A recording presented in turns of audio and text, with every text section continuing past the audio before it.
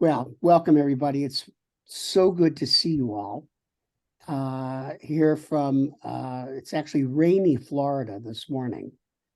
Um, Before we get into the topic, um, I because I miss you all so much, I just want to give you a little update about our adventures. And Loretta and I are adventurers. We are here in Ormond Beach, Florida, and we fortunately have a very wonderful life here where I'm working with the Jewish Federation. What makes this federation so unique is that it's the only Jewish federation in North America where we operate weekly a full service food pantry. In 2022, we were able to feed over 15,000 people through our pantry. And I've learned quickly how to run a food pantry. And that's been an interesting education, a wonderful experience, not only because of the people that we meet every week who are coming to us, not just for food, but for some connection, some human contact. A couple of days ago, I had a meeting with the president and CEO of the United Way for this area of Central Florida. We cover Volusia and Flagler counties, which are the counties including Daytona Beach and north all the way just south of St. Augustine. And the annual report describing the needs in the community were really rather astounding. And it revealed that over 40% of the people living in this region are people who barely make ends meet. They make just a little too much money, and they're above the poverty line, but not enough money to really make it with a family with children. And we have this phenomenon in our society, the working poor, or the working lower middle, very lower middle class, who are really, they're sort of in this difficult and gray area. And we're realizing that these are a lot of the people that we help.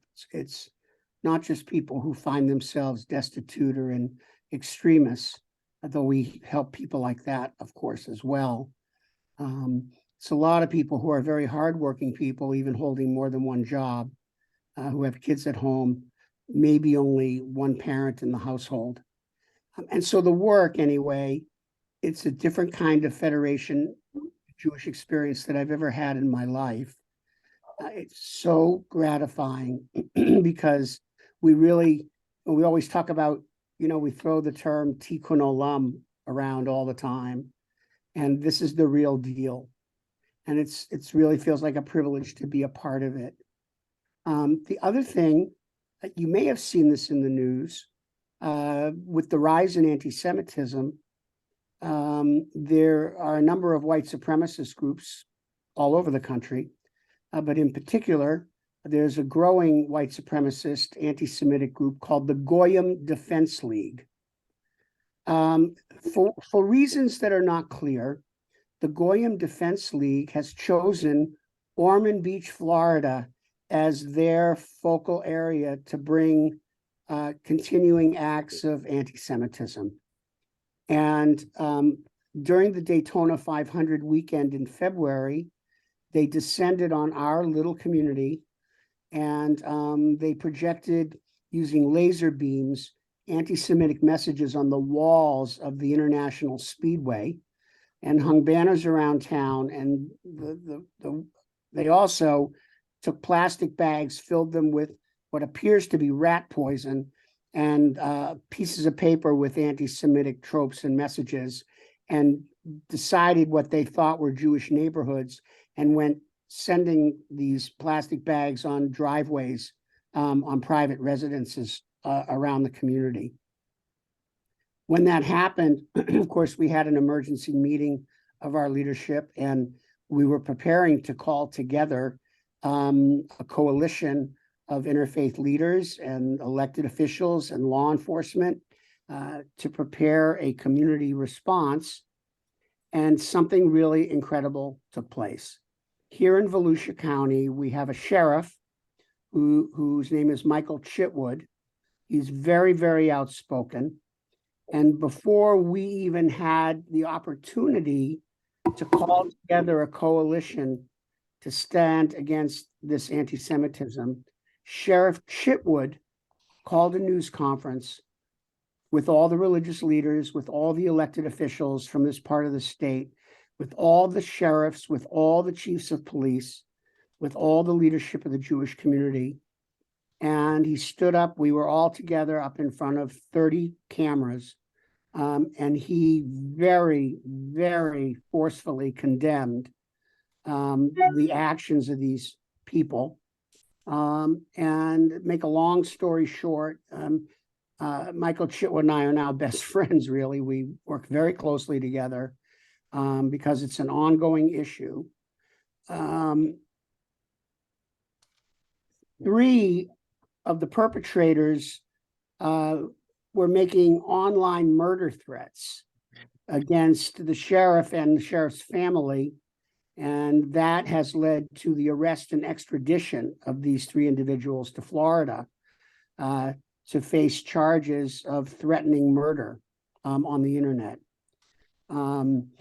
Sheriff Chitwood, when the first perpetrator was being extradited and arriving in Florida, this goes back about 4 weeks, he called me and said, "Why don't you come with me to the airport to meet this person and look them in the eye?" And I did. Went with the sheriff. We met the perpetrator, who was brought off the plane with air marshals, et cetera. And of course, the perpetrator, sounds cliche, but it's a 40-something-year-old person living in his mother's basement in New Jersey with a beard down to his knees, and clearly an individual who is completely peripheralized from society and has found their way through chat rooms and the dark web and been indoctrinated into this, obviously vile worldview. He did not look either of us in the eye, and he was taken off to jail. So we've been dealing with this in the community, and the thing that's remarkable is all around us, we are constantly receiving messages of support from the non-Jewish community, from national Jewish leadership at every level. And I'll end this little vignette with 2 weeks ago, the Goyim Defense League applied for a parade permit to come here back to the community. And in the City Hall quadrangle, they wanted to hold a formal demonstration against the Jews. They had made it appear they were coming en masse. The city denied the demonstration permit, the parade permit, but they had led us all to believe they were going to show up anyway. The sheriff, the police department, the Jewish community, we mobilized together to be prepared. We advised our local community not to go there, not to engage with the perpetrators, because there was real concern that it could become escalated. Something really remarkable happened there as well. Number one, the police department and the Jewish community, we put out a very strong message that we were not going to engage with them. And the day came 2 weeks ago today, and they didn't show up. They didn't show, but what did happen is 60 people got on airplanes from up north, from New York, New Jersey, other parts of the country, who are part of Christian groups that support the Jewish community. And around City Hall, what we did have was a counter demonstration supporting our Jewish friends and neighbors. from people who came in from out of state to support our little Jewish community. And it was a beautiful thing to see. It really, really was. So I just want to share those two little vignettes of what our life is like in Florida. Ron? I read an article about this, Rabbi Lennick, and how your sheriff is just remarkable. And it was brought to the state legislature, and your governor, DeSantis, has signed now into law a bill that makes it a felony trespass for anybody to go onto private property and put leaflets on people's houses. And everyone needs to follow that. But Florida is unique, and they're really unique. We could have a whole nother conversation about DeSantis and, you know, generally speaking, but on this, and I have to say, DeSantis has not spoken up condemning the anti-Semitism, but he did sign the bill. The thing about the bill that's interesting, so right now, you know, littering is a crime. So you go litter on someone's private property, it's a misdemeanor. But what the state legislature did here, thanks to the smarts of we have a Jewish legislator Fine, who just happens to be a Republican, and they came up with this idea at the sheriff's suggestion that it's one thing to litter, it's another thing to litter with hate messages. And so if you litter on someone's private property, but you litter intentionally to send a hate message, they were able to legislate so it's now a felony. And so it's been an interesting, on so many levels, an interesting experience. You realize how complex this can be. And as Jewish communities, we want to react, but we don't want to overreact. We want to stand up for ourselves, but we don't want to shed too much light on the perpetrators. And so you realize it's a very fine line that you walk when you're on the receiving end. And it's just been an amazing education. But you're right, Ron, Florida is a very unique place. For sure. Anyway, thanks for just listening. I just wanted to share. So our life is interesting and busy, and we feel like we're on the front line of some things, and people here are gracious and lovely, and we miss you in Trinidad very much, and we still consider ourselves a family of Temple Aaron, and you're all part of our hearts and story. And anytime you want me to be with you, just let me know. It'll be more than a pleasure. Thank you. So thanks for that. It's really good to see you. So today, let me pull this up. And let's go to slideshow from the start. So I picked this topic very much for, whoops, hold on. I picked the topic very much for a reason, because, and it's not intended to be politicized whatsoever, but the issue of ethics, you know, it becomes more and more focused in the media, you know, particularly with the recent revelations about Justice Clarence Thomas, and the issues of how we set boundaries between our public and private behavior, et cetera. And our ancestors were very preoccupied with understanding how to draw these very fine lines between, you know, our personal beliefs, the values we hold, and our behavior.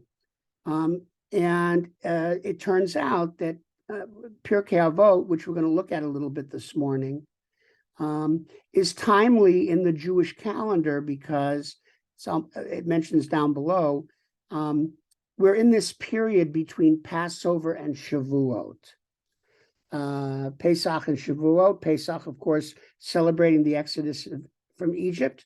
And then Shavuot is, the word Shavuot means weeks, like the weeks of the year.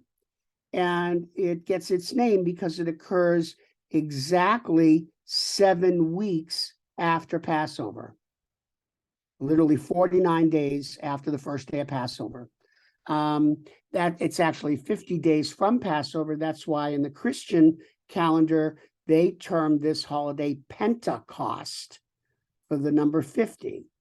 For us, that period of time between Passover and Shavuot, Passover being the Exodus, Shavuot then celebrating the revelation at Mount Sinai. And so there's this evolutionary period, this growth period between Passover and Shavuot. And you think about the evolution of the Israelites from when they leave Egypt and they're these, unbridled, loose confederation of tribal families, and how they have to grow and develop and evolve to become a nation, and a people which is in some measure marked by the giving of the Torah on Mount Sinai, when they become a nation, a people of laws. It's one thing to have freedom from slavery. It's another thing to have freedom bounded by law and the freedom to create a just and fair society according to a set of rules.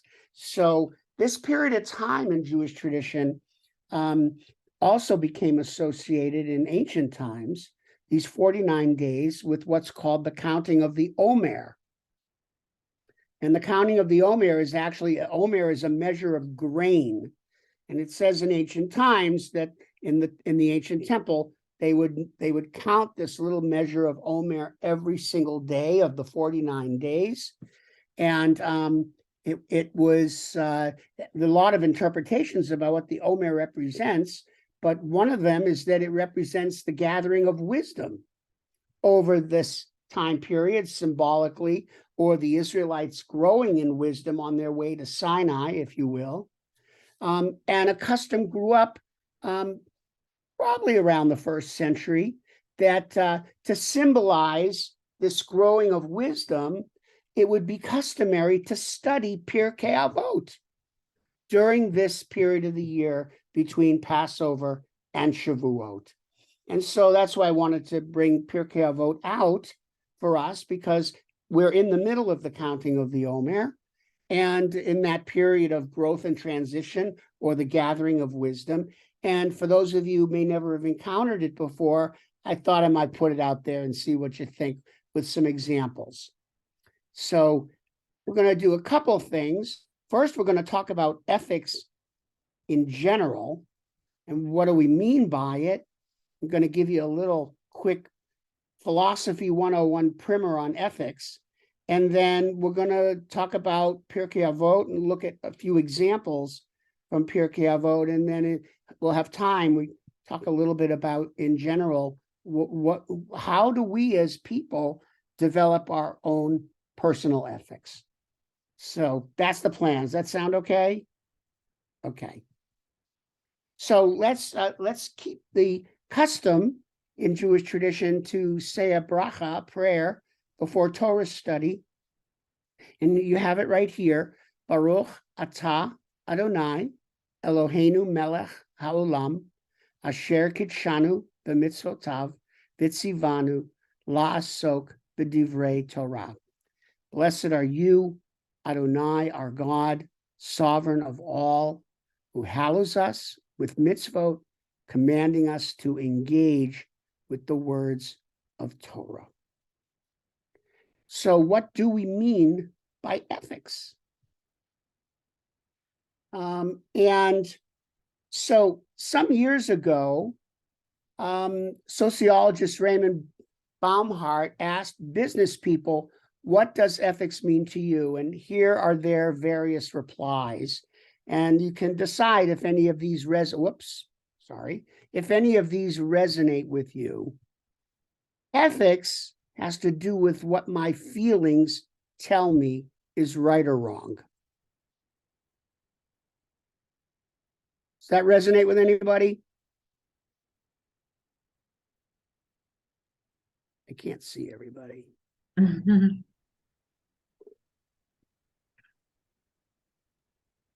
Or ethics has to do with my religious beliefs. Or being ethical is doing what the law requires. No. No, I think it's going way beyond. Okay. Ethics consists of the standards of behavior our society accepts. Too narrow a definition. And then someone answered, I don't know what the word means. Oh dear. Oh dear. I don't know what the word means, which I think is actually maybe a truly an honest statement. There may be some honesty to that. Well, listen, we could, of course, I did a long internet survey and studied ethics when I studied philosophy. And, there's a lot to ethics, the whole study of ethics. But to put it in simple terms, ethics equals morals plus reasoning. Morals plus reasoning. And the reasoning part is a very important part of what we mean by ethics. Ethics is not, it can mean a lot of things we're going to see in a moment, but there has to be a behavior guided by morality for a reason. For a reason. And it's interesting because in the history of philosophy, there are many, many, many ethical approaches, or if you will, different types of reasons that people utilize to explain and structure their values and their behavior. So here are just nine of many, many more different, we call them ethical approaches. And you can reflect back for yourself and see if you happen to operate with any of these, or maybe you have a hybrid mixture of all of them. You might. One kind of ethics is an absolutist type ethic. And the perfect example of an absolutist type ethic is, I live without exception by the 10 Commandments. Absolute. I never waver from the 10 Commandments. I observe the 10 Commandments, and that's my context. I can't figure out everything about the world, but I have an absolute mandate. It's been given to me by tradition. I observe it. I don't waver from it. But what I often find about absolutists, absolute ethics, I think we once did this exercise. How many people here would say you live by the 10 Commandments? Only yes. Some of them. So, of course, I always make fun of it in a way. I love doing this with confirmation kids. So how if you live by the 10 Commandments? And then you say, so can you tell me what they are? Can you name all 10? Let alone could you name them in order? Can you name all 10?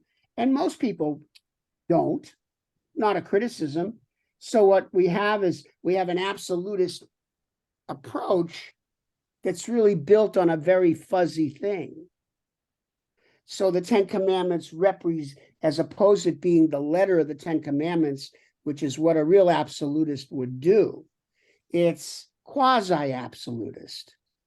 The 10 Commandments represents sort of some kind of ideal of behavior, but if you really pin me down on it, I couldn't tell you what it is.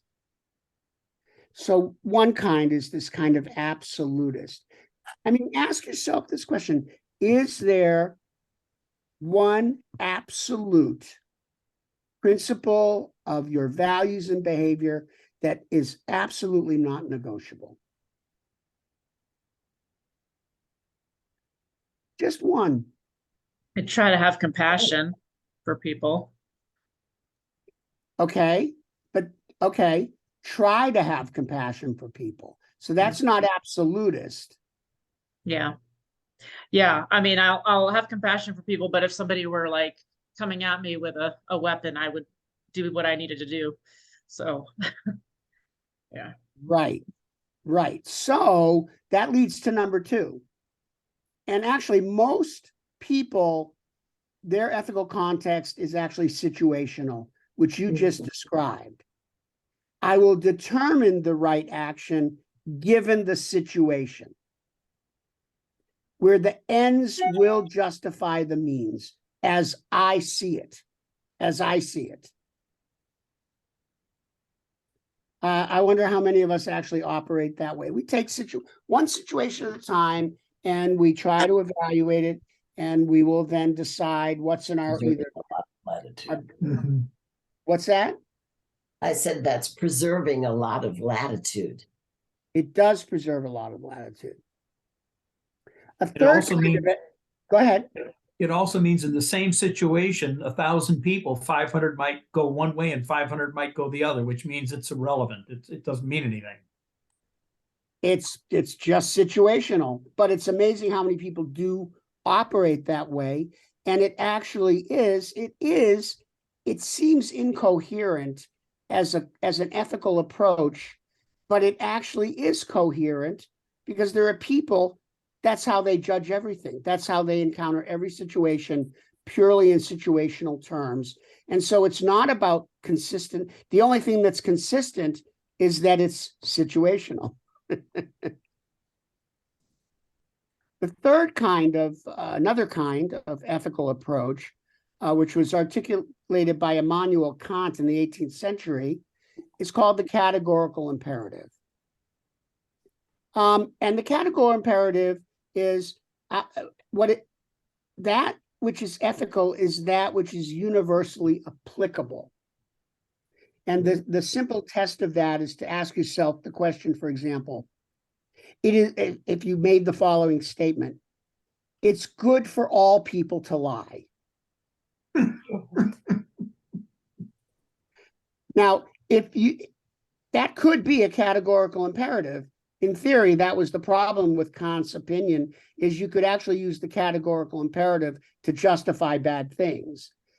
But you could say, if I make the assertion, it's good for all people to lie, and you actually believe that and you live by that, that becomes your categorical imperative. And there are, some people who actually see the world that way. A fourth ethical approach is called communitarian. And that's the notion that what is ethical is that which is in the best interests of all. So who decides what the best interests of everyone is? Ah, there you go. That is exactly the question. Who decides? Well, in a communitarian setup, the individual decides. I decide what's in the best interest of all. I decide what's in the best interest of my family. I decide what's in the best interest of the people that work for me. I decide what's in the best interest of all. I weigh all the implications. I weigh what's ultimately, at hand. And then but as long as I'm logical about it, as long as I'm rational about it, what is in the best interests of all? I may decide it's in the best interests of all to only water your backyard on Tuesday and your front yard on the alternate days to preserve water. Is that an ethical statement? By some standards, yeah. By some standards, if the best interest is to preserve water so Yeah. that we don't run out, then that would be a communitarian Mhm. ethic. Kind of reminds me of what we've been witnessing the past few years around the COVID, response. I mean, public health is trying to do what's ostensibly in the best interest of the greatest number of people, and then we have lots of people that don't want to do that. So it's interesting. Absolutely right. That's an excellent example. The whole discussion about masks was a communitarian debate. Was it in the best interest of all for people to wear masks? I happen to believe it was. I chose to abide by it personally. And And I chose to avoid people that didn't wear masks. Did I condemn people that didn't wear masks? Sometimes. But that's a communitarian value.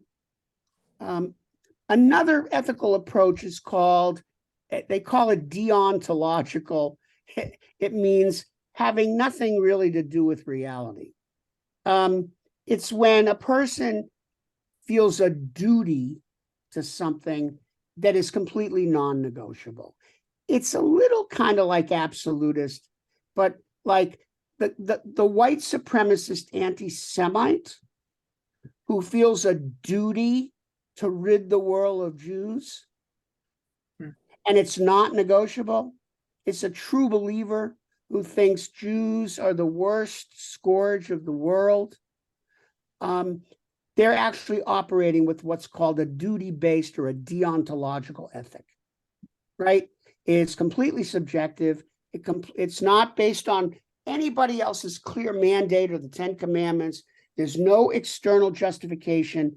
They're basically, deontological ethics are kind of extremist ethics that say, I decide, it comes from me, I have a duty to rid the world of Jews. One of the more modern concepts of ethics is called, based on dialogue, which is when you try to figure out, what is ethical in dialogue with other people, right? You sit down together, you say, okay, what can we work out together that will work for us, that will work for us, right? So a lot of times, for example, the ethics in marriage are based on dialogue, right? Another kind of ethical approach, which the Greeks talked about a lot, was called the golden mean, or based on compromise or moderation, so that for the benefit of everybody else, I'm going to tone down some of my needs. We're going to moderate our needs together for the sake of everybody. I had never seen this term before, but I found it in an ethical book, a book about ethics, number 8, called Reciprocal Favoritism. And this is nothing more than the golden rule that says, I'm going to do the right thing for you, so reciprocally, you will do the right thing for me. And then finally, which is actually a very common ethic, particularly in the United States in the 20th, 21st centuries, it's a 20th century idea, utilitarianism says, what's ethical is that which will bring about the greatest good for the greatest number of people. Meaning whatever works best for the most people, that's what's ethical. So this is just a broad brushstroke to show you that, we use the word ethics all the time, and we hear about it in the news, and, we wonder about values and behavior, and yet philosophers have shown us that when it comes right down to it, where all of us are constructing in different ways approaches to how to navigate life and to, try to strive for the good, strive for what's right. So before we go on, what's your thought about this? How do you react to all that? I think all 9 categories are very subjective. It's all about how you look at it and what you think is best for everybody. And unfortunately, I think in our country now, there's no moderation, as in number 7. This is the way it has to be, and I'm not going to compromise with anyone. And there is so much divisiveness, I think, nowadays, and not enough compromising and listening to other people, actually listening to others. And when I talk about, certain friends that I have who think differently than I do, and there are some friends I can talk to about this, And there are others who, no, this is the way it is. And they're right and you're wrong. So I don't think there's enough compromise now and thinking about, well, you feel that way, that's okay, but it's very subjective. Very well said. Very well said. Anybody else?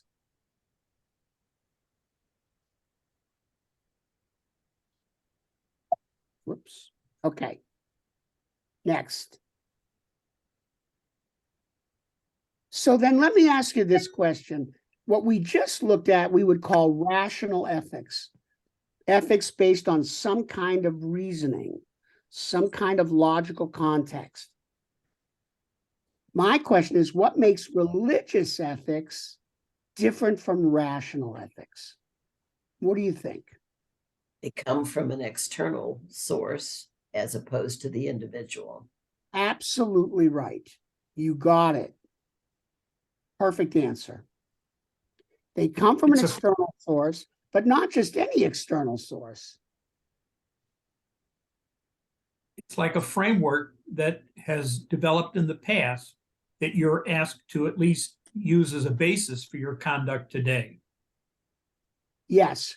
So the best example to understand the difference between rational and religious ethics is to turn to a section of the Torah, Leviticus chapter 19, Vayikra 19. And it's termed, this whole section is called the Holiness Code. The Holiness Code. And it's a magnificent list of both ethical, behavioral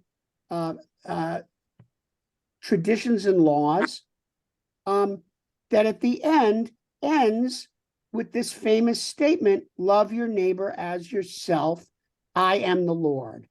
Now, it's important, this actually, in a Jewish context, is the original statement of the Golden Rule. Our original version of the Golden Rule. It gets restated in the Talmud, which I'm going to show you in a moment. But love your neighbor as yourself. I am the Lord. But most people, when they recollect this particular pasuk, this sentence from the Torah, they say, love your neighbor as yourself. They forget about, that's not the end of the sentence. It's love your neighbor as yourself. I am the Lord. That's the whole sentence. And what makes this religious ethics or religious ethical statement is the phrase, I am the Lord. That's the external source. That's the reference point.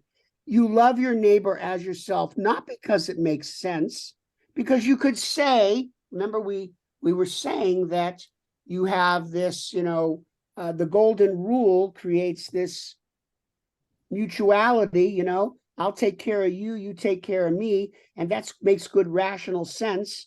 It's like a basis of a social contract.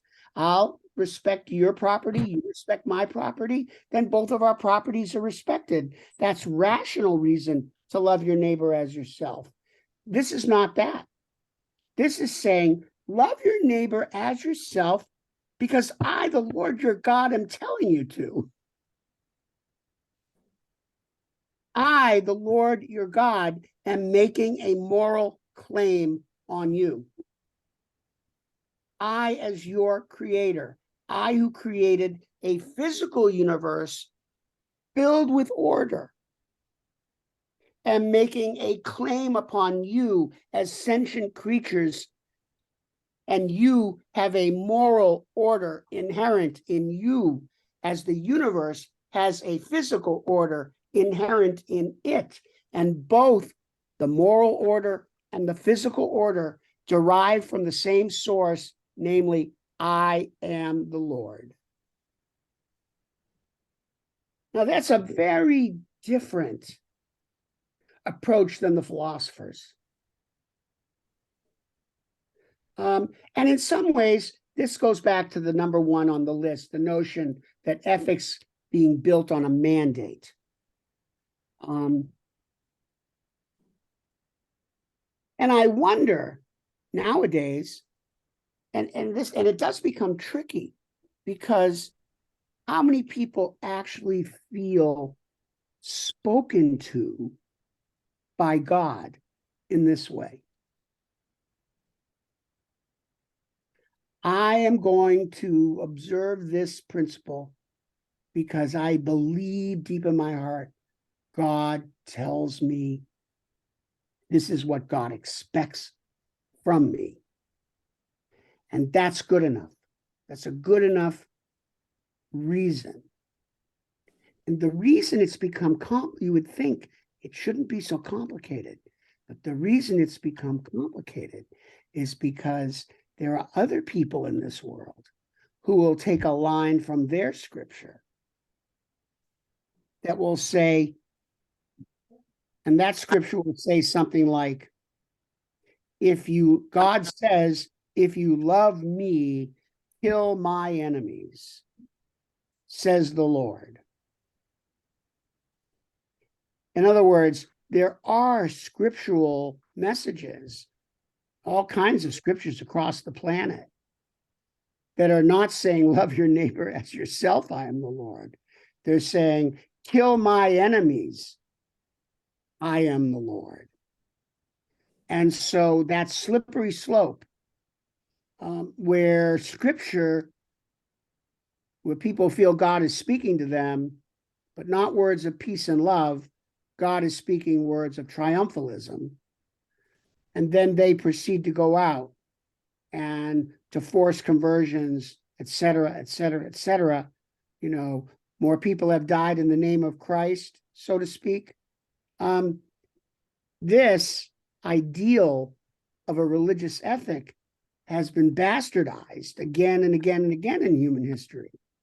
And the result is, I'll talk to my daughter, 26 years old, and I mean, I think she's a believer in the Creator, but in her generation, she is not going to be one inclined to follow the golden rule because God is speaking to her about it. Because she doesn't trust anybody who says God speaks to me.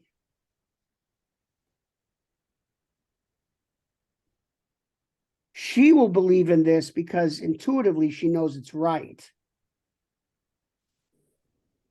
And she believes in that communitarian attitude.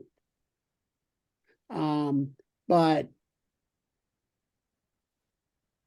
I've talked to Sarah and her friends, and they're all wonderful, ethical, seem like ethical people, good human people in their 20s. And they are not doing good because God is speaking to them and telling them to. So what do you think about that?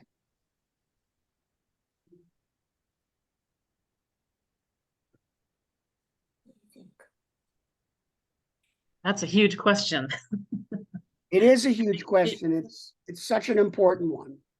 Because I mean, I just feel like the time we're in, culturally, there's just such a huge shift going on. And like what you're talking about, the consciousness of younger generations, it's just dramatically changing. And I mean, I kind of know what I feel about that, but yeah, it's a lot of disruption. It's a lot of, just tumult right now. I mean, I happen to think it's probably for the good in some ways, but yeah.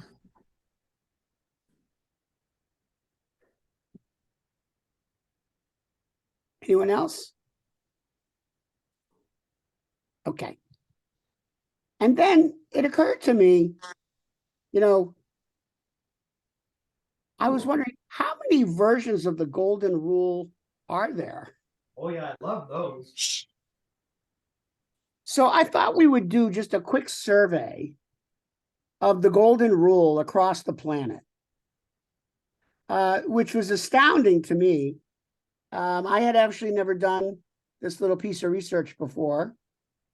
But why don't we just go down the list? Why don't we take turns? Someone want to start at the top? Ancient Greece. Do not do to others that which would anger you if others did it to you. That's sort of in the negative instead of the positive. Right, from Socrates. So, and it's interesting also, it's the pivot point is anger. It's like don't do to others what upsets you if you don't want, it's like they make it based on kind of an emotional lever, anger being the lever, which I thought was interesting. Next one, Baha'i. Hurt not others in ways that you yourself would find hurtful. Interesting. So they talk right out front about hurt. And it doesn't even specify, it just says hurt. And isn't that hurt is a very interesting word. I don't think we talk about it. We can talk about I'm hurting, I've been hurt, or I hurt others.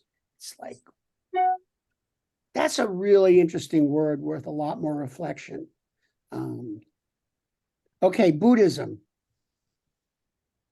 Hurt not others in ways that you yourself would find hurtful.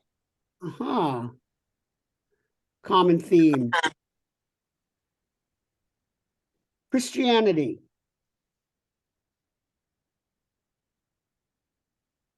All things whatsoever ye would that men should do to you, do ye even so to them. I don't have an answer. Okay. Confucianism. So try your best to treat others as you would wish to be treated yourself, and you will find that this is the shortest way to benevolence. Interesting. So here, Confucianism is suggesting we treat each other the way we want to be treated in order to achieve a good, namely benevolence. Women do. Interesting. Okay, Hinduism. This is the sum of duty. Do not unto others, which if done to thee would cause thee pain. So it's here the frame is avoidance of pain. Islam.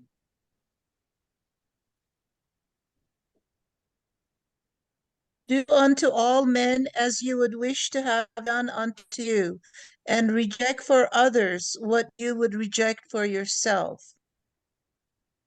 And Zoroastrian.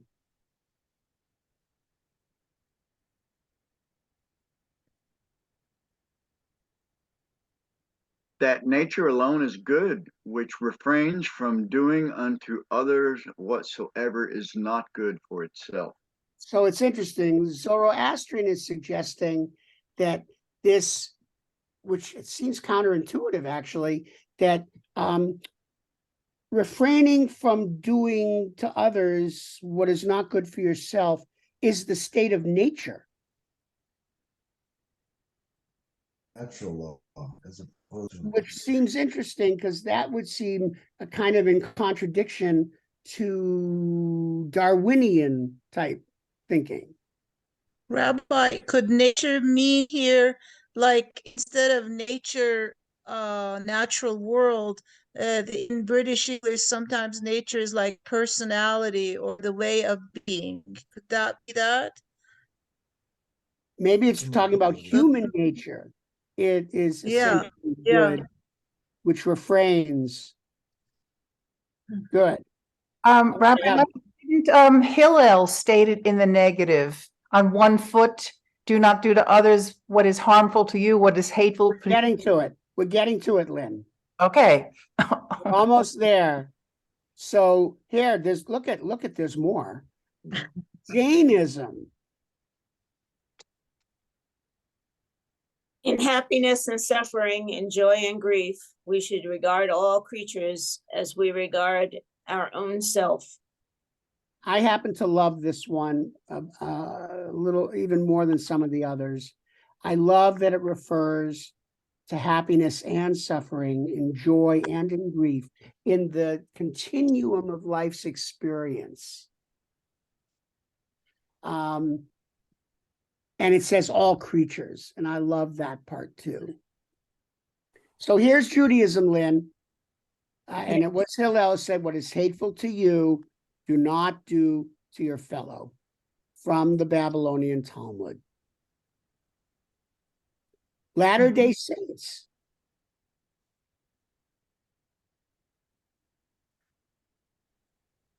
And And- let every man who esteem his brother as himself and practice virtue and holiness before me. Okay. Native American. Whatever befalls the earth befalls the sons of the earth. Man did not weave the web of life. He is merely a strand in it. Whatever he does to the web, he does to himself. I happen to love that one too. It's about the interconnectedness of everything. But Sikhism.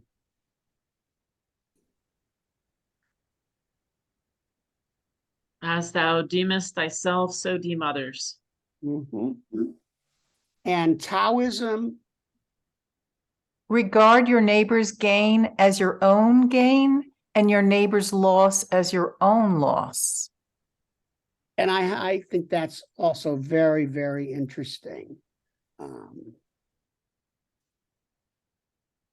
It also suggests, and there's a whole realm of philosophy that a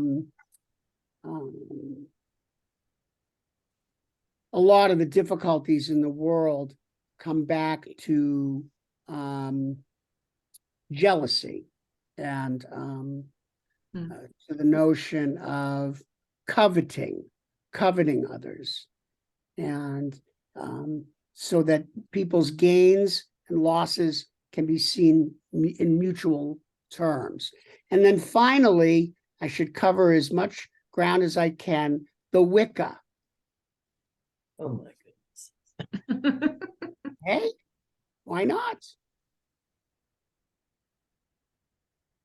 And it harm no one, do what thou wilt. Can we discuss this? Yes. I am scared of the Wicca tradition, although there are people that practice it in terms of herbalism and in terms of plant medicine. So I've come across some, but the ones that really practice Wicca that I'm scared of, they're the ones that have this idea that if you do a spell, that whatever kind of spell, that you will have to pay some kind of price for it, but you cannot really negotiate that. So there is a weird element of balance in there, but to me Yes. it's very scary. Yeah. I agree. All right, now I'm going to move on. So there you go. We've got that was just a little bit of a primer, and you see, of course, fascinating in our world, so many iterations, forms of the golden rule across the planet, rooted in so many different religious traditions, and yet even with all that, we find ourselves constantly caught in a wicket of unethical living, and it's and war and crisis and conflict and violence and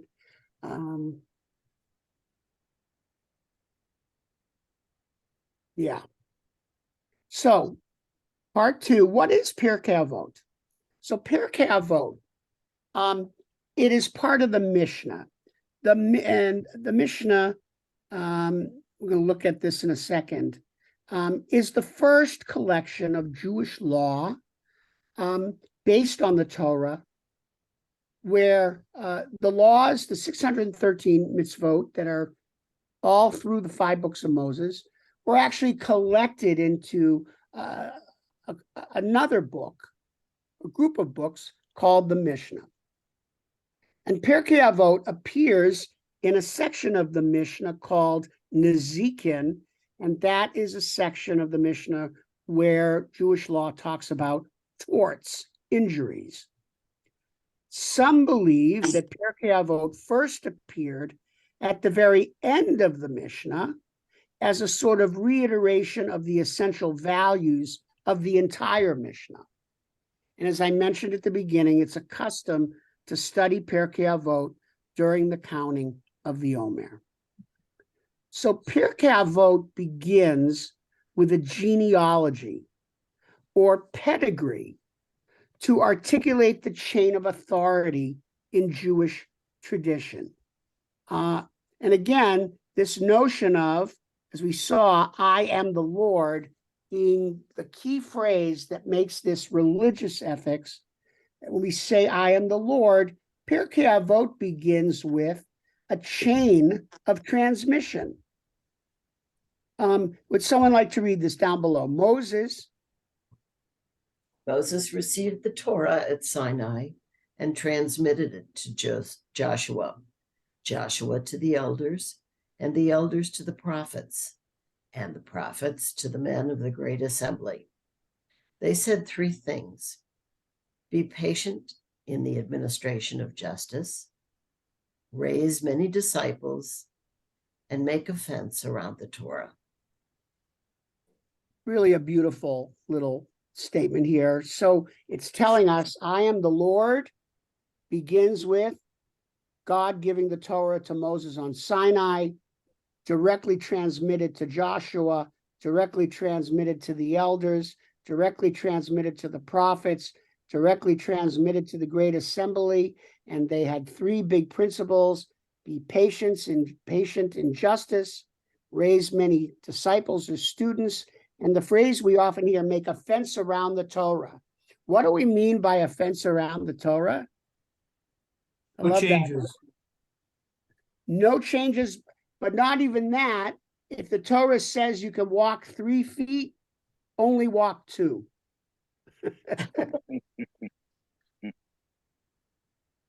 So if the law says Shabbat begins at sunset, anybody know how it is we make a fence around the Torah with that one? It says Shabbat begins when the sun goes down at sunset, but we actually make a fence. What? 18 minutes. 18 minutes, you got it. We light candles 18 minutes before sunset. That's the fence. That's the fence right there. The 18-minute rule for lighting Shabbat candles, example of the fence. Now, to understand the history of transmission, I just wanted to quickly show this to you. We talk about the transmission of Jewish tradition from Mount Sinai. And when you see this, you'll understand how remarkable it is, what we have inherited to this day. So in Pirke Avot, in that opening verse, it's talking about the written law, the 613 commandments, the Torah, revealed on Sinai and passed down, transmitted through time. But we're also taught in Jewish tradition, in addition to the written law, we have the oral law. And look at this. We call this the history of Jewish authority. And how today we sit down and study our tradition. The oral law, beginning first with the Midrash, the stories, the lore, going back to the 1st century and right to the present day, still being written. The Kabbalah, which legend says was given in the 2nd century by Shimon Bar Yochai. The Mishnah, which contains Pirke Avot, has 6 books, 6 orders, put together by Judah the Prince in 150. The Gemara, written in the 3rd to the 5th centuries. And understand the Mishnah and the Gemara, M and G, together equal the Talmud. Talmud is actually made up of 2 books that were eventually combined into one. We call them the adjudications of the medieval great rabbis from the 5th to the 12th century. Rashi, 1105, Maimonides, 1204, the Zohar of mysticism, Moses de Leon, 1305, the Turim, a group of commentaries, the 14th century, the Shulchan Aruch, called the Great Table, where all the laws of Judaism were listed in a table format, like a table of contents. Joseph Caro, the commentaries, the later commentaries from the 16th century. And then today we are still writing new interpretations of Jewish law. Right to this moment, we're writing responsa literature, answering questions that were never asked before. All right. The classic example of a responsa literature is, so here's an example. There was a person, a man, whose best friend in life was a dog. And the man and the dog were both killed in a car accident. And the wife said, I want the dog buried in the coffin with the man. They died together, they were best friends, and I want them to be buried together. So she goes to the rabbis and says, is this permitted? And it had never been asked before. Well, it turns out that according to Jewish tradition, it says dogs are an abomination. Of course, that was written before we had domesticated dogs, and dogs were the stars of movies. And we have,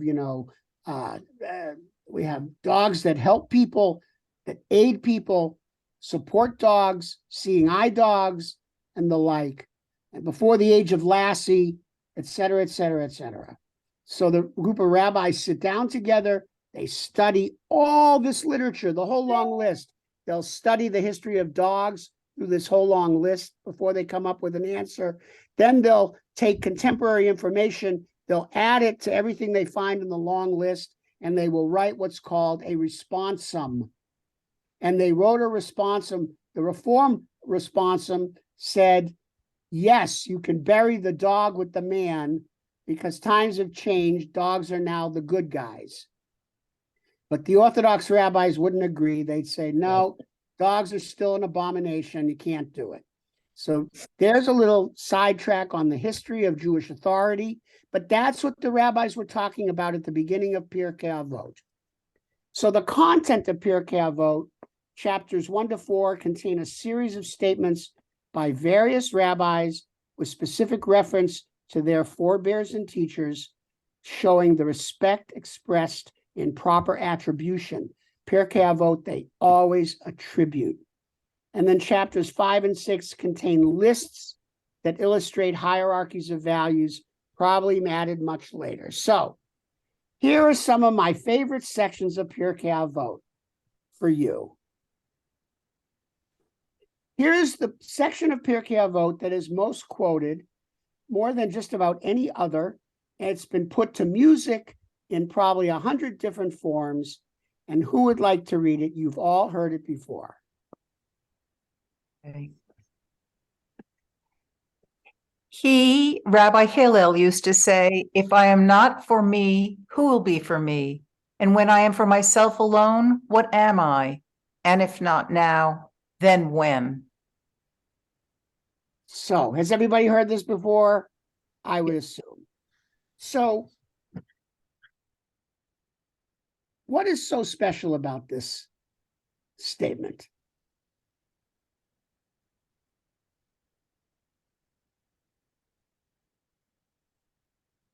Teaches us the value of community. Yes.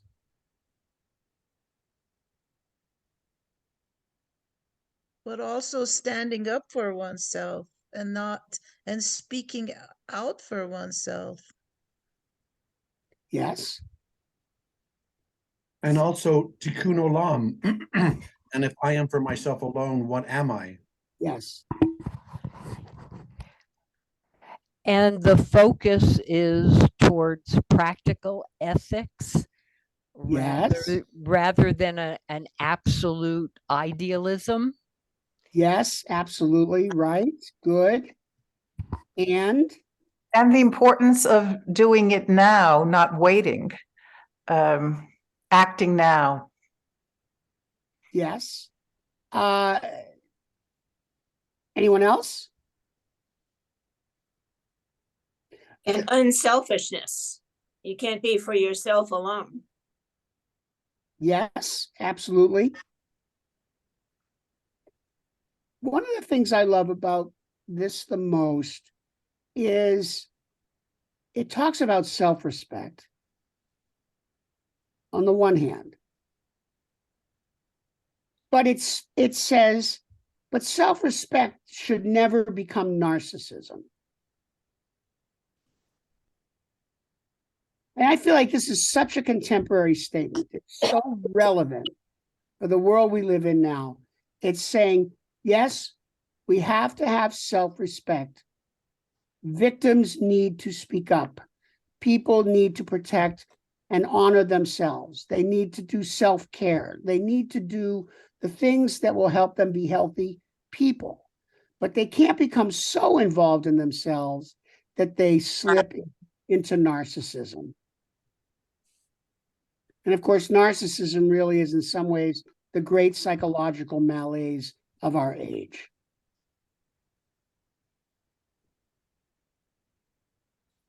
Next one.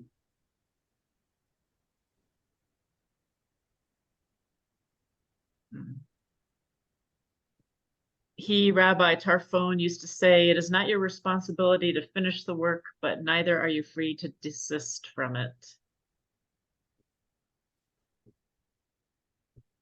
Why do you love this? Because I Well, certainly do. yeah, it's saying we have a responsibility to do what we can.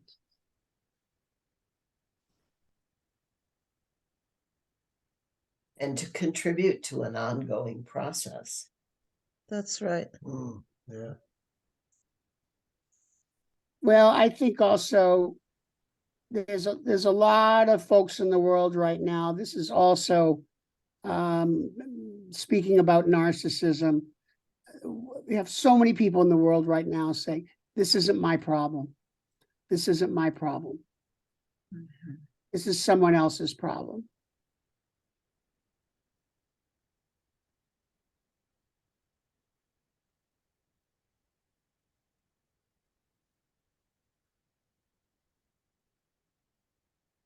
And this is a classic from Pirke Avot. And there are a number of them, of sections in Pirke Avot like this, where they'll ask a series of questions and give their ethical assertions. Who would read this? I'll read that. Ben Zoma says, "Who is the wise one? The one who learns from all people. Who is the mighty one? The one who conquers impulse. Who's the rich one? The one who is happy with their lot. Who is honored? The one who honors all created beings." And I just want to add something funny. I've been studying Benjamin Franklin, and I found this in his Poor Richard's Almanac. Mm-hmm. That's great. Yeah.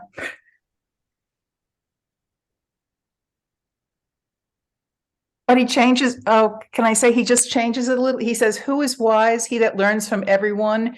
Who is powerful? He that governs his passions. Who is rich? He that is content. Who is that? Nobody." That was Benjamin.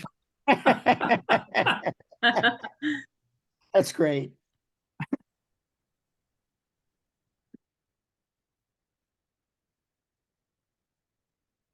I can actually say personally that of all the things in Pirke Avot, this is the one I always come back to and always try to aspire to right here.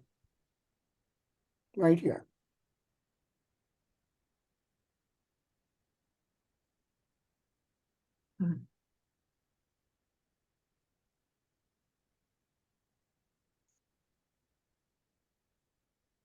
We have two more, and then that will be all.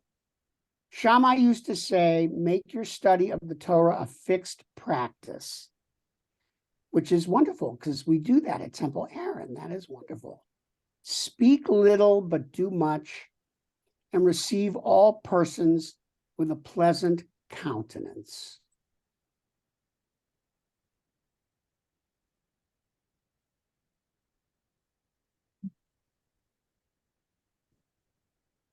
Like Mr. Rogers. Yeah, kind of.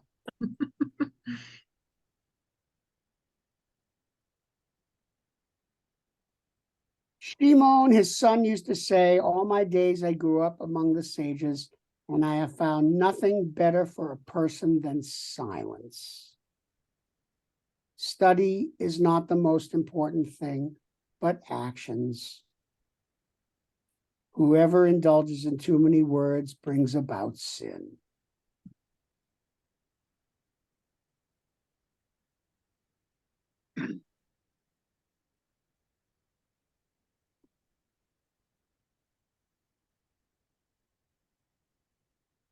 Oh, there's one more. They each said three things. Rabbi Eliezer said, let the honor of your friend be as dear to you as your own, and be not easily provoked to anger, and repent one day before your death. And I happen to think the phrase, let the honor of your friend be as dear to you as your own. And in this world in which we live in of cancel culture and in this, the mass media of destroyed reputations and the like, that this idea of honoring others has, as much as we wish to be honored or respected for that matter, I worry about that in our society.